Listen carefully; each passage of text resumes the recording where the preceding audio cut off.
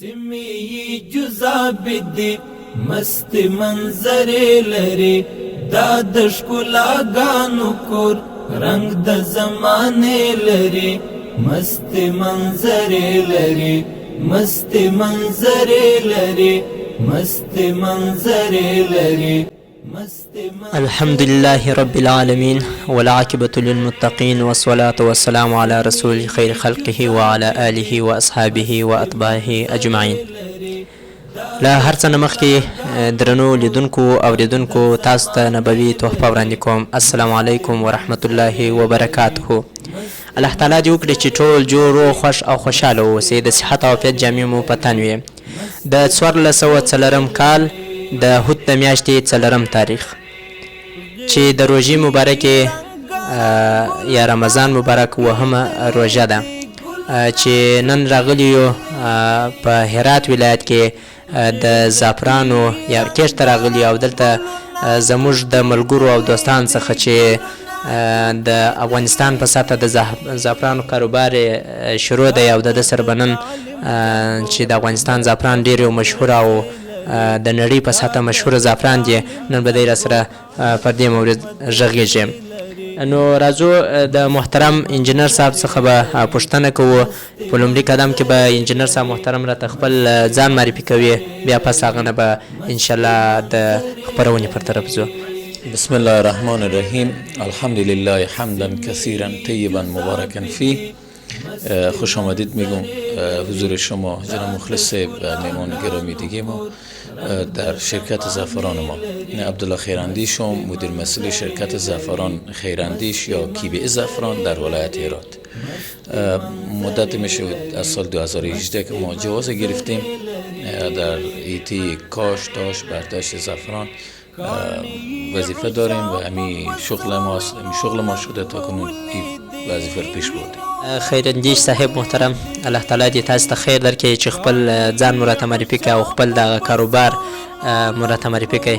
ډېره مننه کوو. عبدالله جان محترم، که تاسو راته ووایاست چې په هرات ولایت کې په څومره اندازه او په څه ډول د زعفران تولیدیږي؟ بسم الله الرحمن الرحیم. در مورد کاشت برداشت زعفران سوال کردیم و ای که در هرات چه مقدار تولید میشه و در کجاها تولید میشه و ای که چه قسم تولید میشه.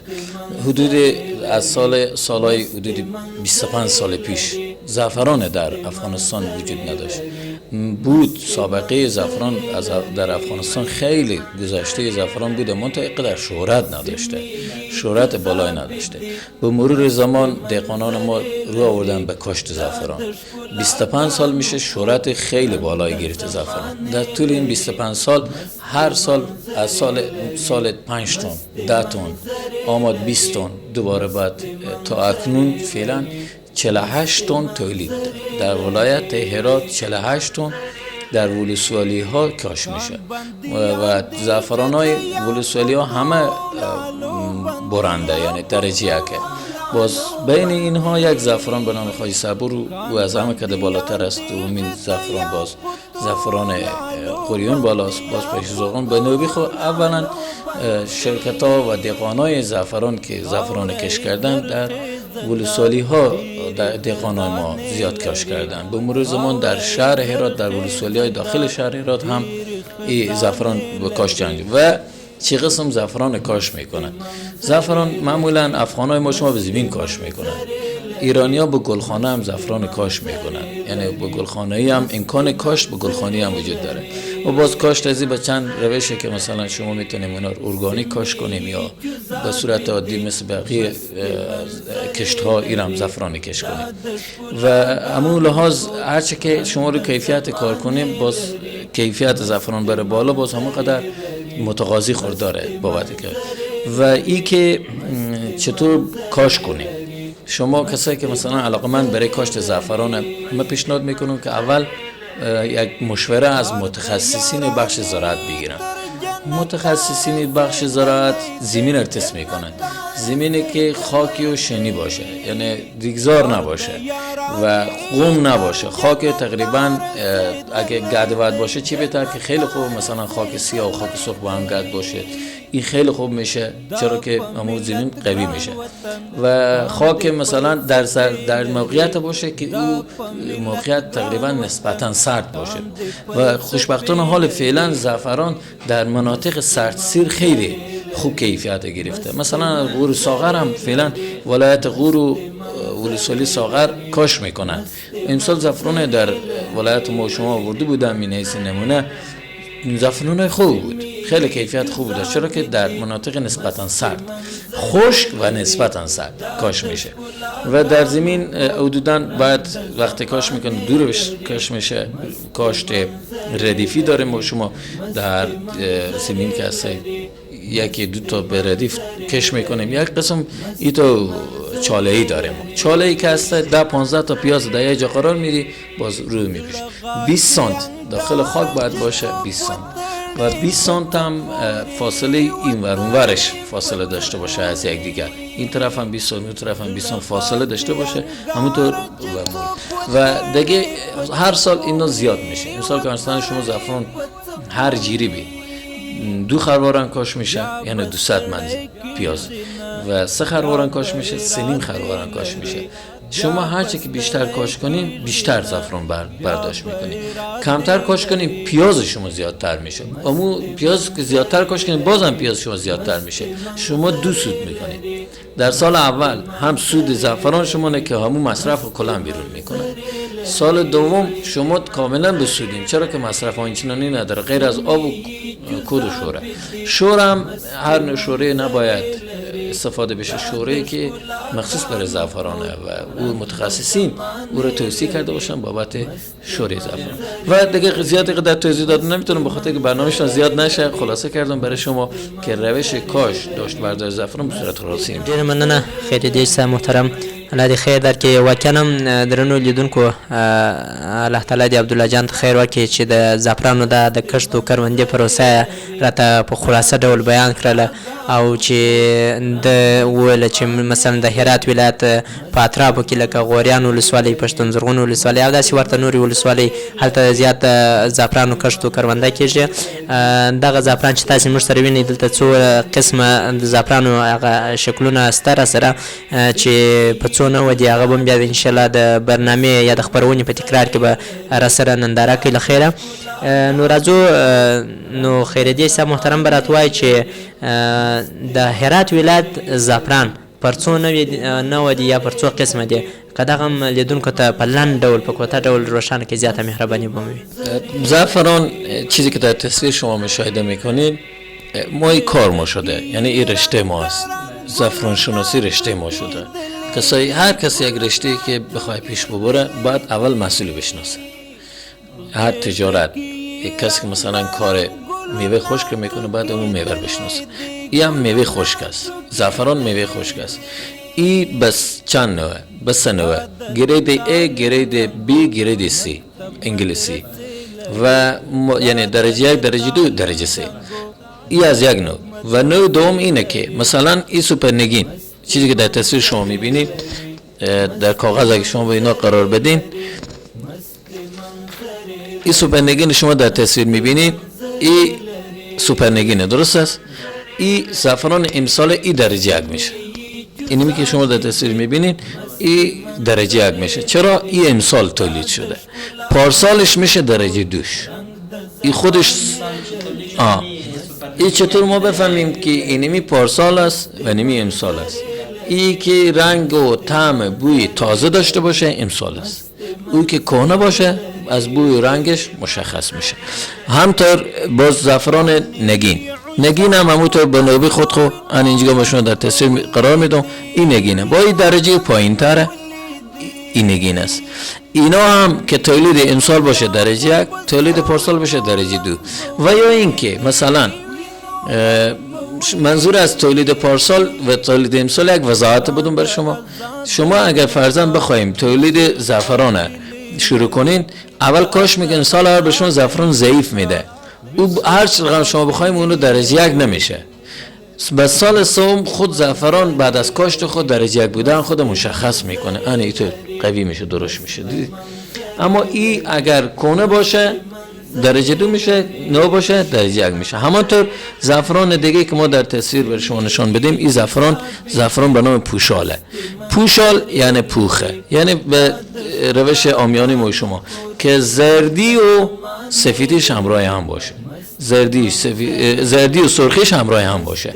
باز سفیدیش که اگه بیای خامه که بیای او باز دسته میشه، دسته زعفران. معمولا کشورهای عربی متقاضی پوشالن، کشورهای اروپایی متقاضی سوپرنگینن و بعض از کشورها مثل چین اونا هم سوپرنگین تقاضا دارن بابت زعفران. ډیره مننه خیرجی صاحب محترم، الله دې تاسو ته خیر درکړي. واقعا هم چې تاسو راته نښان کړل قسمونه و انواع د زعفرانو چې یو سوپرنگین دي، نگین دي، یعنی تاول پر 3 درجو باندې دي چې او درجه 1 درجه 2 درجه 3. نو واقعا هم هر څه چې دی خپل ځان ته لمبر او دغه لري. او چې کوم زعفران لیدونکو تاسو په تصویر کې وینئ، یو ډېر بهترین او په لوړه سطحه زعفران دي چې یعنی افغانستان په سطحه خلاصه کوي چې د نړۍ په سطحه هم دغه د افغانستان بالخصوص د هرات زعفران په لومړي قدم یا په لومړي درجه کې مقام لري. انجینر صاحب محترم، که تاسو راته وایئ چې د هرات ولایت زعفران د نړۍ کومو هیوادونو ته صادریږي، یعنی دغه زعفران چې تاسو دلته موږ ته راوښودله، یعنی دا په څه شکل او په څه ډول د نړۍ نورو هیوادونو یا نورو کشورو ته چې تاسو په څه ډول انتقالوي او څومره رول لري، که دا راته وایئ. متقاضی زعفران همه کشورها هستن، مخصوصا اروپایی ها به تمام کشورها فعلا زعفران صادر میشه جز آمریکا و کانادا. کسایی که اگه بخواین زعفران در آمریکا و کانادا صادر بکنن باز یک دانه فرمه بگیرن به نام فرمه FDA. فرمه FDA شامل ایزوها میشه، ایزوی 22000، ایزوی 3632. این ایزوها سرتیفیکت ها که شما دریافت کنین باز برای شما یه دانه فرمی FDA از آدرس آمریکا، سازمان داروی غذای جهانی داده میشه. اگه شما او فرمی که به دست بیاریم زمانی که زعفران شما وارد میدان، قبلا این گپا نبود و این جدیداً یه حرفا شد که بخوایم وارد آمریکا بکنیم یا کانادا بکنیم او فرم باید داشته باشیم، ولی اروپایی موضوع نیست فعلا. تا فعلا اروپا موضوع فرم FDA معیار نشده و مهم نبوده برای تقاضای زعفران.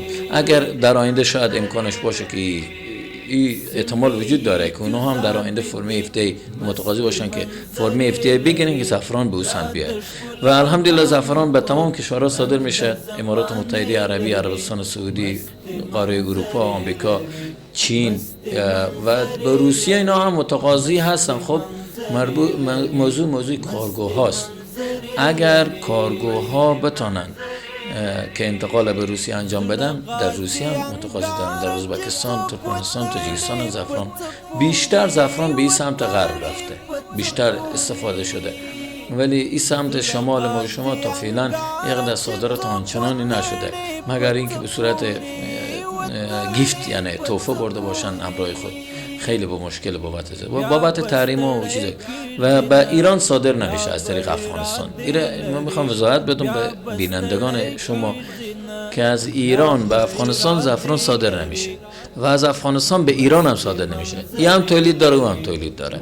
سطح تولید از او بالاه، سطح تولید ایران بالاه نسبت به افغانستان، ولی افغانستان کیفیتی بالاه، کیفیتش بالاه. البته حدود چند سال میشه خب باز در ادامه برنامه شما میگم که چطور این کیفیت بالا و چرا این مقام گرفته. و به این لحاظ به پاکستان هم به صورت قانونی تا فعلا صادر نشده. به صورت تحفه و گیفت غیر قانونی کسایی که اگر آمدن همراه خود بردن دیگه او احتمال وجود داشته که زعفران رفته و بیشتر مردمان پاکستان به زعفران که ارزان باشه اهمیت میدن. بعض از کشورها به کیفیت خیلی فکر میکنم، بعضی به شمایل از یعنی اندازه ازی که بسیار درشت باشه. بعضی کشورها میگن یعنی میتونه نگین باشه، مثل اینا ما میتونیم برای شما از این خریداری کنیم. ډیره مننه انجینر صاحب محترم. درنو لیدونکو تاسو ولیدل چې انجینر صاحب محترم راته د نړۍ په سطحه چې کومو هیوادونو ته کومو کشورونو ته چې زعفران انتقالیږي هغه هم راته وویله، خو بالخصوص د نړۍ په سطحه امریکا او کانادا وغیره داسې نورو هیوادونو ته انتقالیږي. نو انجینر صاحب محترم د هرات ولایت زعفران د نړۍ په سطحه په څومره درجه کې دي، که دا راته چې اوس دوی په څومره درجه کې قرار لري او په څه خاطر یې لري د کیفیت د لحاظه. تاسې کیفیت دغه وکړئ چې د ایران او افغانستان زعفران چې دی افغانستان د کیفیت لري خو هلته ایران کې زیات تولیدېږي. د کیفیت په لحاظ چې ولې او څنګه مثال د دغه سوال جواب که تاسو لیدونکو ته په لنډو ټکو جواب. بسم الله الرحمن الرحیم. مجددا عرض کنم در قسمت به دست آوردن مقام اول در جهان، الحمدلله زعفران افغانستان بر اساس کیفیتی که داره در جهان برای 10مین سال 10 سال پشت سر هم متوالی تست شده. زعفران ایران هم تست شده، اسپانیا هم تست شده، افغانستان هم تست شده. افغانستان زعفرانی در جهان مقام اول به دست آورده از دید کیفیت لابراتواری. الحمدلله در گذشته هم لابراتوار در افغانستان بود، اکنون هم وجود داره. افغانستان بر اساس همون لابراتواری که میشه گریدی که وجود داره، گرید ای پلاس یا ای پلاس پلاس، مجددا عرض کنم گرید ای پلاس پلاس یعنی کروسینی بالا باشه، پیکر کروسینی هم بالا باشه، سافرانالی هم. اینا تنظیمات داره. کسایی که در بخش لابراتوار اینا رو تست میکنن، کروسین، پیکر کروسین و سافرانال ازی، یعنی مزه تلخ بودن ازی، مزه بوی ازی و رنگ ازی، درجه ازی. با می خاطر تست کردن و در جهان خوشبختانه برای 10مین سال مقام اول به دست آورده. الحمدلله باعث افتخار برای هموطنان ما. من پیشنهاد میکنم برای کسایی که تریاک کاش میکنن دیگه تریاک کاش نکنن، مخصوصا ولایات جنوبی ما شما در سابق زیاد کاش میکنن. خوشبختانه با آمدن حکومت امارت اسلامی بساط کاش کنندگان تریاک برچیده شد و رفتن و من به اونا پیشنهاد میدم پولا را کجا کردین اونا رو بیان حال زعفران کاش کنین، زعفران بخرین کاش کنین، ثواب هم داره. این یک رزق حلال است برای آینده فرزندان ما شما طبیعیت هم زیاد لري. نو ډیره مننه کو درنو لیدونکو چې زموږ سره مو خپرونه تر پایه تعقیب کړله. الله دې تاسو ته په دنیا او آخرت کې اجر عظیم در نصیب کړي. نو بس نور به ان شاء الله تعالی له انجینر صاحب محترم عبدالله خیریدی صاحب څخه ډیره مننه کو چې موږ ته وخت راکړ. نو بیا به هم داسې نورې برنامې او داسې نورې خپرونې زموږ سره تعقیبوي او موږ به تاسو ته داسې رنګارنګ مواد او داسې رنګارنګ معلومات راجموي. مننه کوم خپل د تخنیک د همکاران څخه چې زموږ سره د تخنیک پروسه تر پایه رهبري کړله، بالخصوص زموږ د پرودیوسر محترم انجینر کفایت الله څخه چې بس دا برنامه راته رهبري کوي. الله دې خیر ورکړي. نور هم په لوی څښتن رب له هزار سپارم د الله